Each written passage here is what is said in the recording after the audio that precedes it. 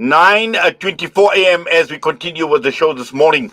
Now, Namibia and Germany once again under the spotlight, and this comes against the visit of the Chancellor of the Federal Republic of Germany, Olaf Scholz, on an official visit to South Africa. But last year, I recall covering this issue where Germany had apologized, and that was in May last year, for its role in the slaughter of the tribal people of Namibia more than 100 years ago, where the people were killed by German colonial forces. It was brutal, where survivors were driven into the desert. Many ended up in concentration camps to be used as slave labor, many dying of cold, malnutrition, and exhaustion. And we now fast forward to 2022, where the Ukrainian war has once again brought to the fore some hidden racism across Europe and people of other races. Now, we are joined this morning by Senior Research Fellow, Head of Africa Desk at the Media Review Network. We're talking with Dr. Mustafa Mehta. Dr. Mustafa, Assalamu alaikum wa rahmatullahi wa barakatuh, and welcome. Wa alaikum assalam wa rahmatullahi wa barakatuh. Thank you Yes, for having me. Jazakallah so much for having us, for talking to us this morning. Now, yesterday we see the world, we see the African continent celebrating Africa Day, which was the 25th of May. And one of the key issues is still the ugly face of colonialism and how this has impacted on the continent, on the countries in the continent, and one being Germany. And although Germany had apologized, an apology is not enough for what had happened to the people of Namibia. Oh yes, the what happened in Namibia, we all know the dark history that happened in the early 1900s, to be precise, from 1904 to 1908. There was a genocide that happened in Namibia, perpetrated by the German colonial forces. They killed a lot of people from the tribes of, the Helero and the Nama people of Namibia, and for opposing, simply because they were opposing the racism, the colonialism that was going on, perpetrated by the Germans in Namibia. And just for that, many were shot and the others were banished to the desert, where they died of, put in concentration camps, and there most of them, died under very harsh conditions. And fast forward to we are now in the 2000s. The German see light, and they say, no, we recognize that we did wrong that time, and we would like, to make some reparations,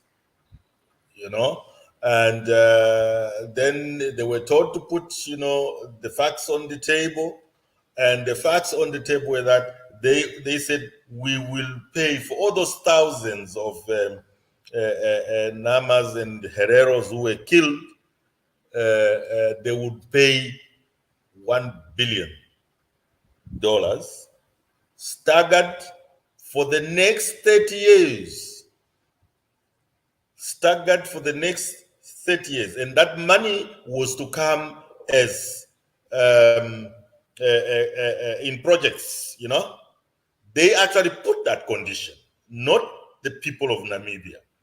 They said, we will pay you this much, and that money we will stagger it over 30 years to make sure that you guys, get some projects here and there in the villages and things like that.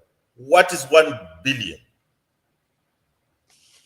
to the cost of, the lives of, the thousands of lives that they took?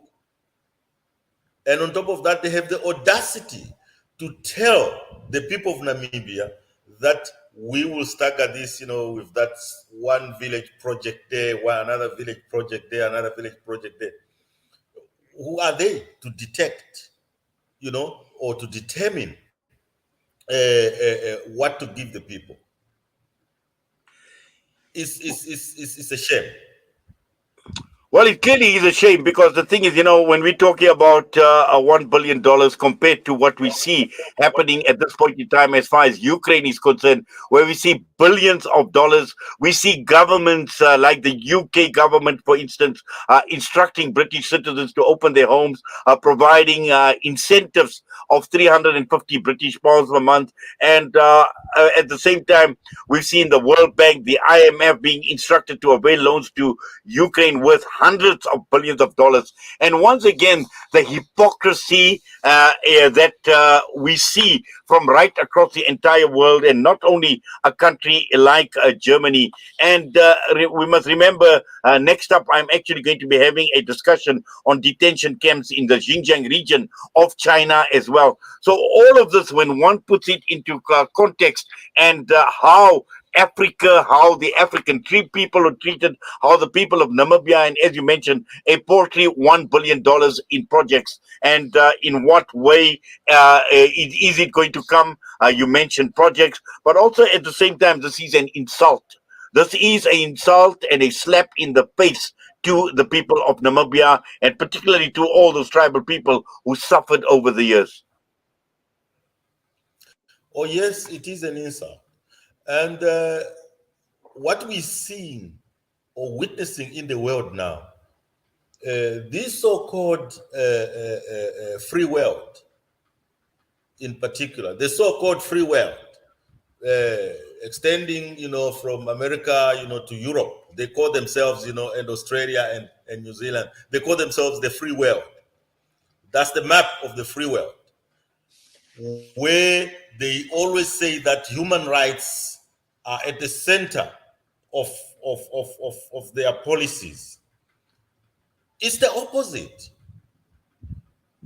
The war in Ukraine has exposed the racism of Europe. Of course, we have always known that they are hiding. They're just lies when they come to us and tell you that, hey, you are making, you are not being fair. Normally they come, like in Africa, on the side of the opposition parties, political parties, and then they will be saying, no, you are mistreating the opposition parties.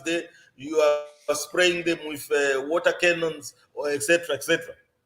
And I'm not condoning that. It's not good, wherever it happens in Africa.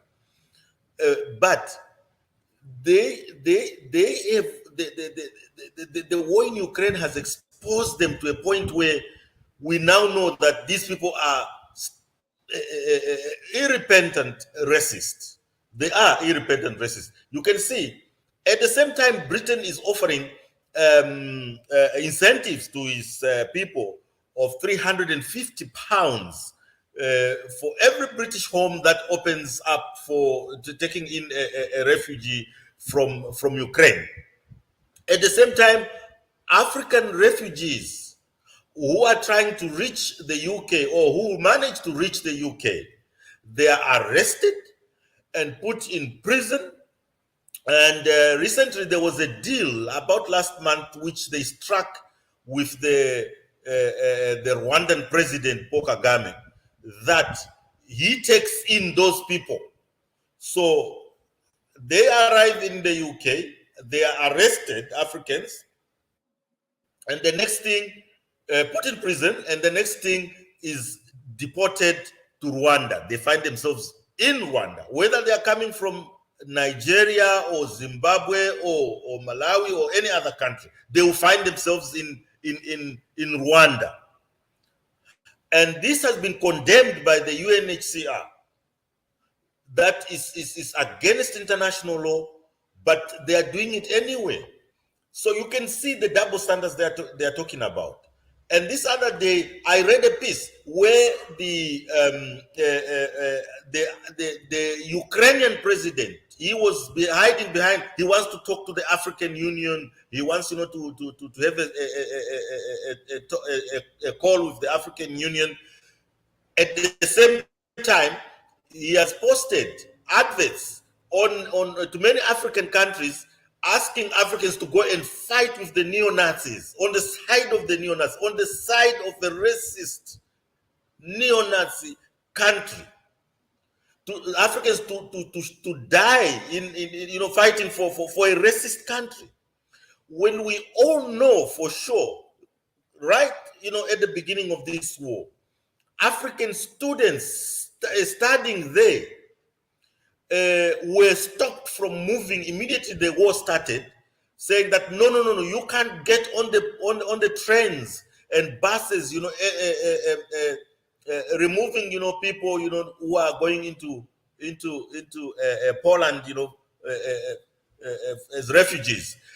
First, you wait, you'll be taken, but you wait until we have moved Ukrainians. That is a shame. And yet these are the very people who come to us and lecture us Africans on human rights. Tell me, is there any hypocrisy that surpasses that? Well, certainly, and also, Dr. Mustafa, I think the key issue here is to look at our leadership. And I just find that the leadership in Africa, after having suffered through all the colonial and also neo-colonial times, because we know that there is still a huge influence where our leadership is still not strong enough to take up these issues. Like we've seen the Chancellor of Germany coming. These are the issues that need to be raised by our leadership, but sadly, it's left to people like yourself and myself and ordinary people to raise these issues and concerns. The level of this disease called the Stockholm syndrome on Africa is quite unprecedented. I'm telling you. Many of our leaders, the so-called leaders here in Africa, still suffer from that disease, and they need to be cured. Well, you can't just imagine what our leaders do when they are in the circles of the way they behave when they're in the circles of these people, when they are invited to their so-called conferences, G7, G20, G whatever, and the way they behave around those people, you can't just, they're like little boys who are told to go and fetch water there and then bring me water and the like. All I'm telling you is, yes, our leaders are to blame, because most of them behave like they are not leaders of the people or presiding over a nation at all. They are so subservient to these people. And you wonder, even when you look at the pictures, coming out on the screens, you will see that they behave like they are nothing there, and like they are. Why? Why does it happen so? And then we are saying our leadership has to grow or ship out. If you can't lead us, if you can't, represent us there as a man or as a woman standing for us and our, the African people, then step down and let others, jump in and carry on. Those who say, no, you are a president of your country and I'm a president of my country. I stand for my people, and I'm going to stand for my people and represent them well. Well, Dr. Mustafa Mehta, I know you and I can continue talking. There's still so much that we can discuss, but unfortunately, time is of the essence. We say Jazakallah to you. We appreciate once again you taking time out talking to us this morning. We wish you all the best, inshallah. Allah keep you safe. Assalamu alaikum wa rahmatullahi wa barakatuh. Wa alaikum assalam wa rahmatullahi ta'ala wa barakatuh. Thank you very much. Dr. Mustafa Mehta, and he is a Senior Research Fellow, Head of Africa Desk at the Media Review Network. The time is just gone 9:38. We come back and we're talking human rights activists for the Uyghur Muslims based in the United Kingdom. We're talking with Rahima Mahmood.